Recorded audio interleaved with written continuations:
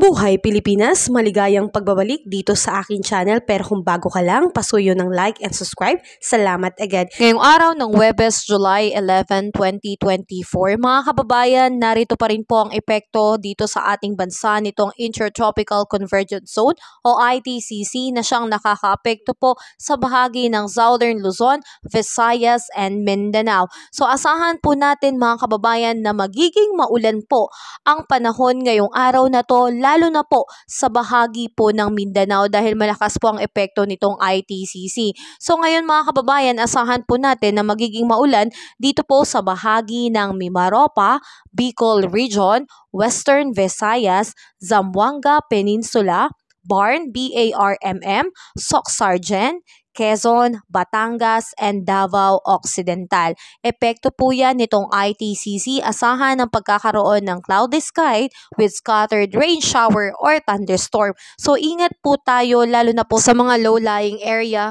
or sa mga mountainous area po dahil posible ang pagkakaroon ng mga biglaang pagbaha and landslide. So asahan din po natin mga kababayan na damay din po ng ITCZ ito pong lugar ng Visayas and Mindanao. So ilang parte ng Visayas ay makararanas po ng partly cloudy to cloudy sky with isolated rain shower or thunderstorm po. So ingat po tayo dyan mga kababayan. Samantalang dito naman po sa ilang bahagi ng Metro Manila and the rest of Luzon, asahan po ang pagkakaroon ng maulap na kalangitan na meron pong kasamang mga kalat-kalat na pag-ulan, kulog at kidlat lalo na sa hapon at sa gabi, pero hindi naman po ito magdatagal. Ito po ay epekto naman po ng mga localized thunderstorm at posible rin po ang pagkakaroon ng mga flash flood and landslide. At kung tayo man po ay lalabas ng bahay, ugaliin po nating magdala ng payong o kaya kapote bilang pananggala sa mga biglaang pag-ulan. Sa ngayon mga kababayan, wala pa rin po tayong bagyong namamataan sa loob at labas ng Philippine Area of Responsibility,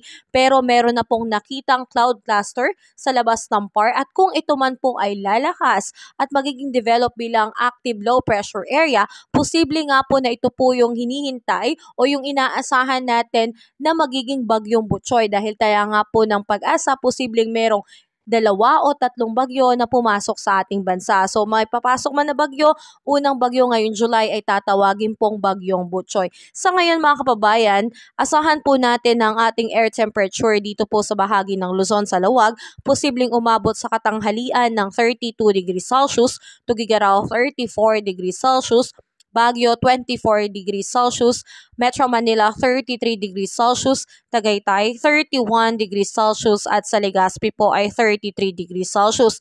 Dito naman po sa Puerto Princesa na talaga namang uulanin, posibleng umabot ang air temperature ng 31 degrees Celsius sa tanghali, Iloilo 31 degrees Celsius din po, Tacloban 32 degrees Celsius at sa Cebu ay 32 degrees Celsius.